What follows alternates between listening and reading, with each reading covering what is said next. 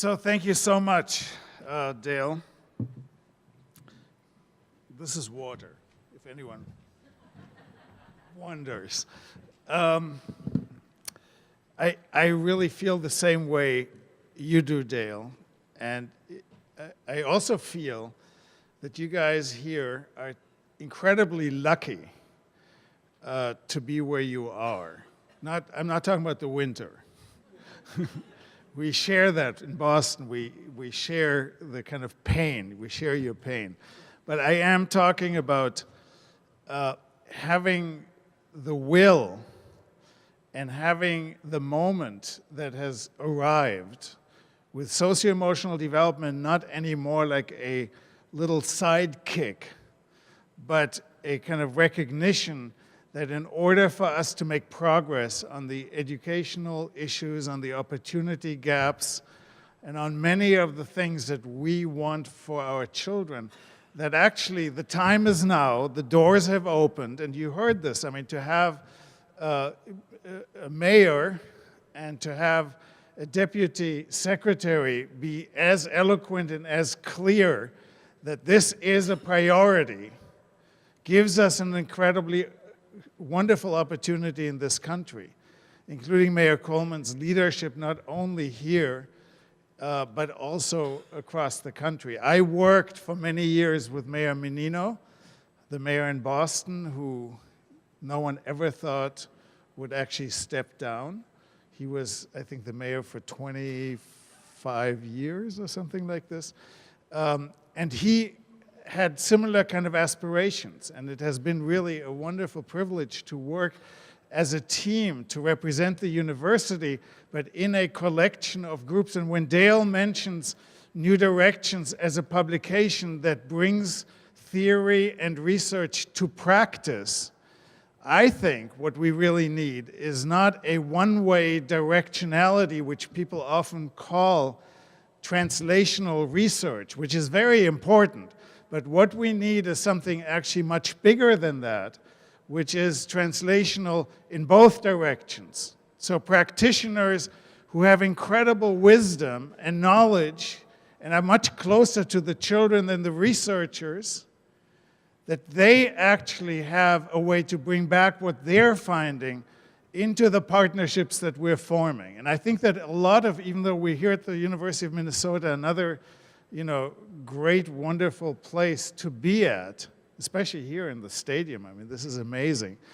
I think that a lot of the innovation right now is happening through social entrepreneurs and through people kind of right there in the community who know the community and who are coming up with incredibly, new approaches.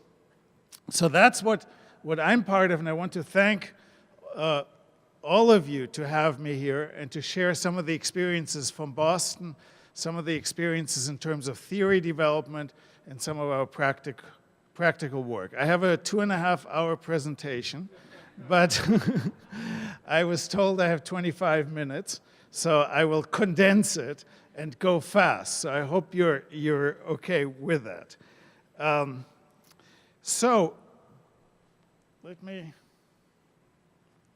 Okay, I want to start with a picture, a simple picture.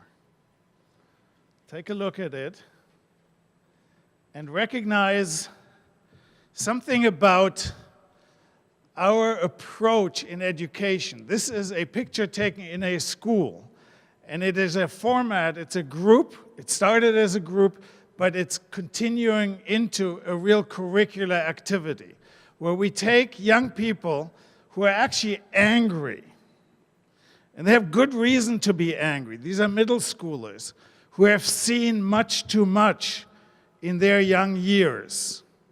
And what we do is to say, look, we're going to give you a camera, each one of you, groups of 15 to 20 kids, each one of you gets a camera, a throwaway camera, it costs nothing. And we want you, with the actual acceptance of the principal, the support of the principal and teachers, we want you to go around the school and your community and take pictures of things that you find unfair or reprehensible or problematic and that you want solutions for. And then these kids go out and take pictures in the most amazing ways, this is one of them, and come back with something that they write about, speak about, and then there's going to be, and always is, an exhibition where they actually present to the teachers, the parents, the families, and the superintendent who comes to join what their complaints are. And you know what's so great about this is these are kids who are on the way, and the mayor talked about this, who are on the way to a kind of delinquent pathway. And what we want to do is actually say, no, we want to see you as artists, as alienated artists, who can actually speak the language of art and image, who can write about it, and who can present in a communal way.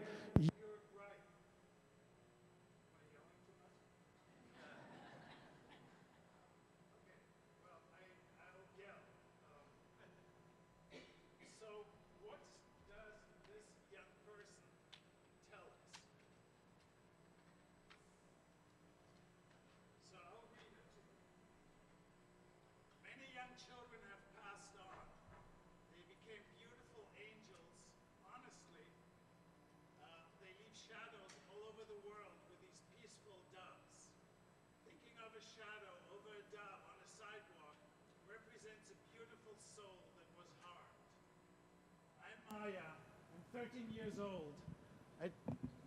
Oh, okay. Now I have to put my voice a little down. I'm Maya. I'm 13 years old. I took a picture of Jamal's shadow over a dove. Innocent souls dying.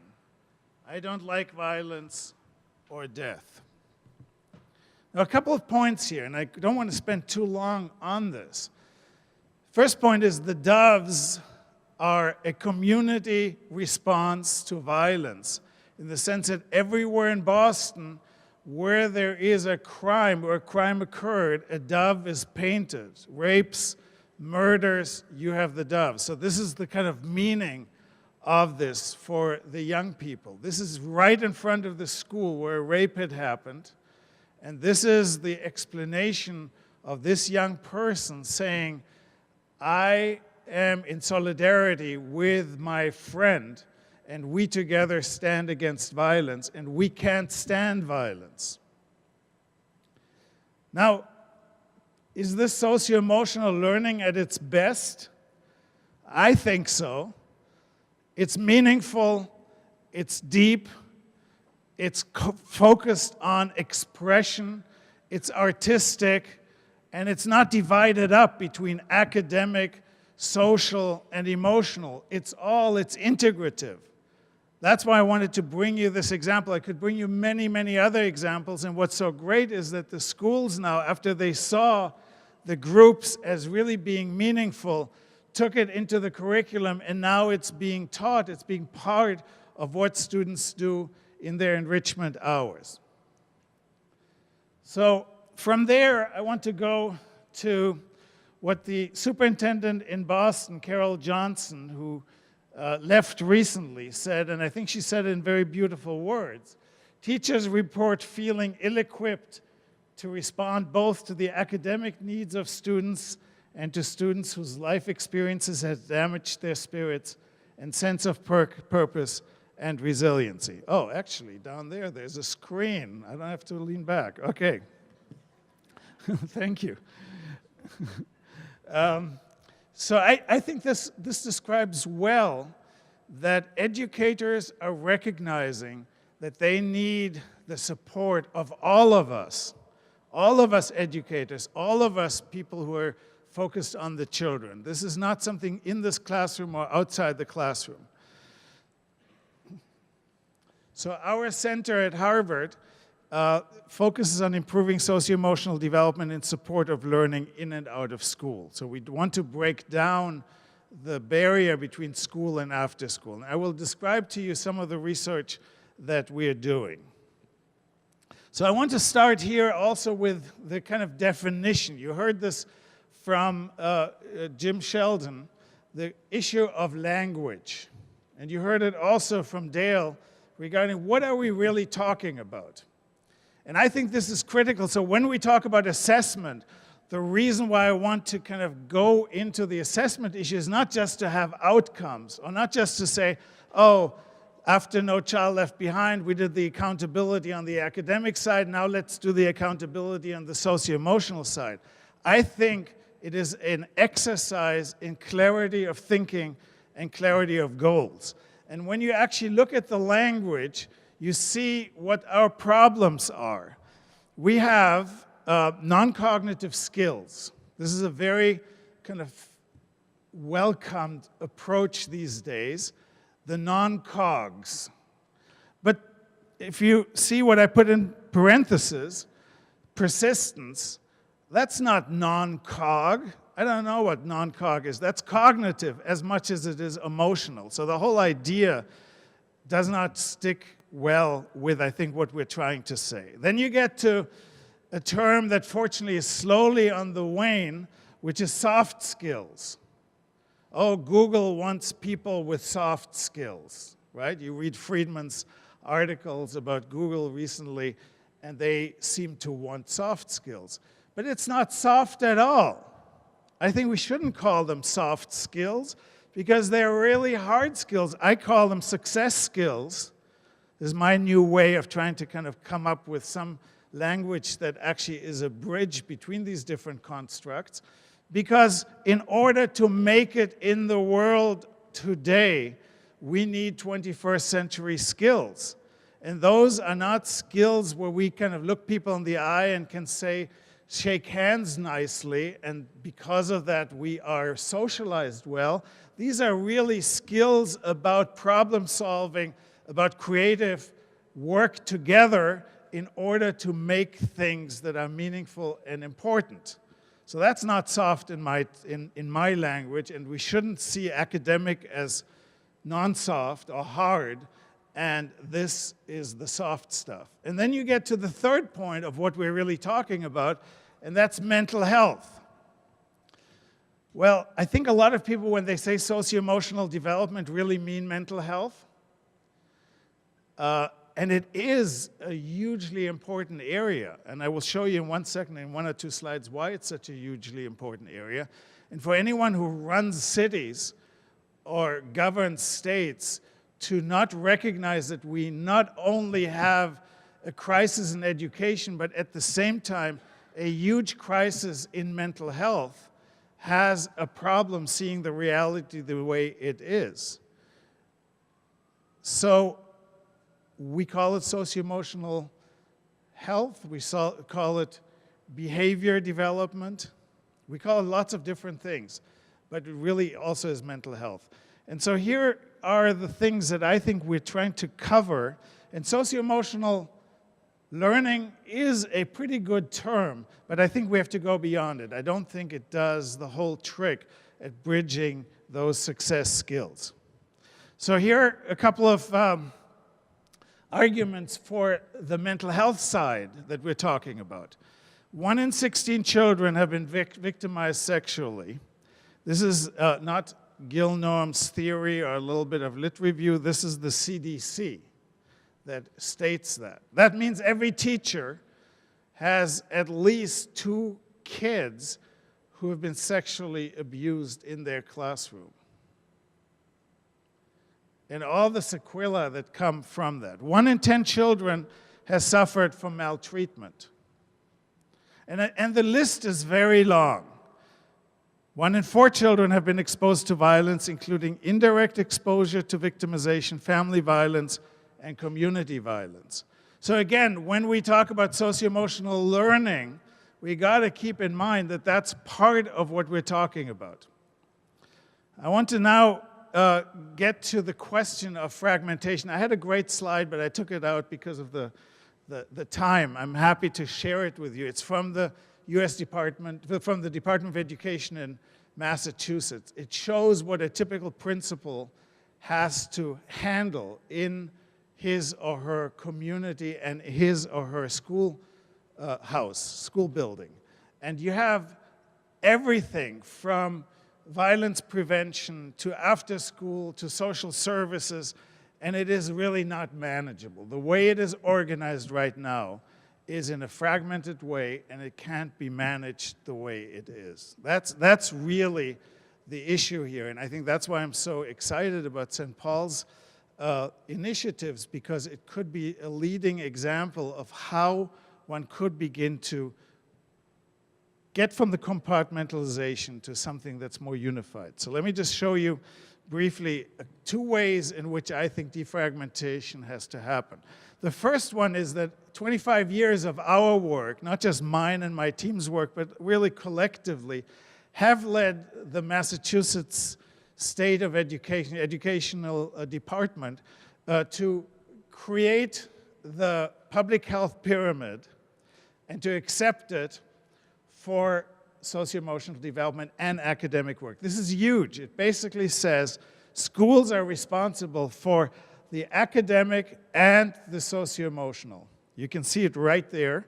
And you can also see that it has accepted the 3 tiers. So let me talk to you about the 3 tiers. Before we get there, take a look at those numbers. These are conservative numbers, which means 15% of a population in the school or in an after-school program have diagnosable mental health disorders, anxiety, depression, ADD, etc. 25% of kids have a subclinical level of problems. So they're not quite there yet, but if we let it happen over time and we don't prevent, they're going to show up at that level. So they're the kids who are sad. They're the kids who are angry, like the ones in the groups that I mentioned to you earlier, but they're not yet at a diagnostic level. And then we have certain things that we have to do for everyone, and that's only 60%. And in many urban settings, it's actually more like 45 or 50%. So before I get to the next slide, the different interventions at each level are called promotion, prevention, intervention. So at the tier 1, we're talking about promotion, which means climate, school climate, behavioral issues get supported. Like the school is a place where kids want to belong. At tier 2, we're talking about groups, group interventions, the way I just mentioned it to you. And at tier 3, we're talking about intervention, cases, and ways in which different services come together. So now what I want to do is show you super fast a second defragmentation. Socio-emotional learning comes out of socio-emotional development. And I actually believe that we should go back to that term because we're talking more than learning. We're talking about the developing child. And I think that what has happened is that too much of the development of socio-emotional skills has kind of dropped out in the process. We need to bring it back in. And so what I want to show you is a kind of starting point for us at PAIR of saying what are the core elements of what children need in order to thrive. So in other words, we go from the system to the individual. And what we're finding here are, based on studies and based on interviews and based on observations, 4 elements. You can add to those elements, but we chose 4 elements. One is active engagement. The second one is assertiveness. The third one is belonging. And the fourth one is reflection. So what I mean with that is the active engagement is that children and adolescents, when they come to school, when they go to the after-school programs, they need body impulse control, they need hands-on experiences, they need sports, they need nutrition.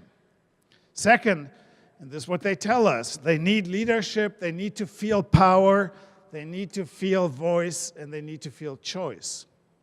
Very important to them. Third, they need trusting relationships, they need empathy, and they need trust. And fourth, you could say self-awareness, insight, analysis, but really what they need is meaning in life. So those are the elements. And, you know, if you ask me a question later, what I will do is show you a little mini video of what that looks like in young children. But I won't do this right now because Dale will get very nervous, and I want to get to the data, so let me do this later. But what I do want to show you is when you have this connection of these four elements, one of the things you have is actually a developmental notion, because young children up to 5 are mostly kind of in their bodies. It's very important for them to really connect to the world viscerally. In middle childhood, assertiveness, competition, industry, as Erickson calls autonomy, become very critical. In young adolescence, the teamwork, the belonging, the group inclusion is essential. And then in later adolescence, the whole issue of who am I, where am I going becomes essential. But in contrast to the stage theories that have been very important to socio-emotional learning, I believe that these four elements are there with us from the beginning and even are there in adulthood. So I'm actually, in this work that I've done, come to the recognition, or come to at least the bold statement, that this is mental health. If you have those four elements working well together, you have a pretty good definition not only of socio-emotional learning, but also of mental health. And that's what's so exciting, the integration that you can say, now we have a notion of positive mental health, we have a youth development framework, and in fact, it is also a framework for life skills, for success skills. So I connected them here, you see them here, so I'm not going to spend too much time or any time showing you that out of these four, what we call clover leaves, come also a definition of life skills. And by the way, since we're already at the integration process, good curricular interventions, good learning in classrooms academically is exactly along those youth development principles. Only that educators don't like to necessarily use the term. It starts with hands-on. It has to get to the relevance. This is important to me. I want to learn this. That's the assertiveness. It goes to, I'm really being supported by people around me. And it goes to the end, which is I step back and I understand certain principles. So I think what we have here is an integrating framework. And I'm not saying this is the only one. We can have multiple ones. Castle has one, et cetera. But I think this is a developmental framework that brings things together. And now what I want to do in the remaining few minutes is to show you what this looks like in terms of assessment. So what we've created is our two tools. One is for students, the other one is for teachers. The student version, it takes about 20 minutes. It can be done in school or in after school. Kids enter it, if possible, into the computer. And they're being told, not like, this is another assessment you have to do. They're being told in the beginning of the year in September, sometimes really a few days after school begins, or the after-school programs begin, look, this is a chance for you to tell us what you're strong in, what you want help with, what the supports are that you want. And we often use it not only for student support systems, so the mental health side of things, we also use it for partnerships, so that a whole partnership team around the school comes together and makes decisions based on kids' input. We also have a teacher version, but I will not talk about the teacher version. I will just show you a couple of slides, and then I will be done on the version for the young people.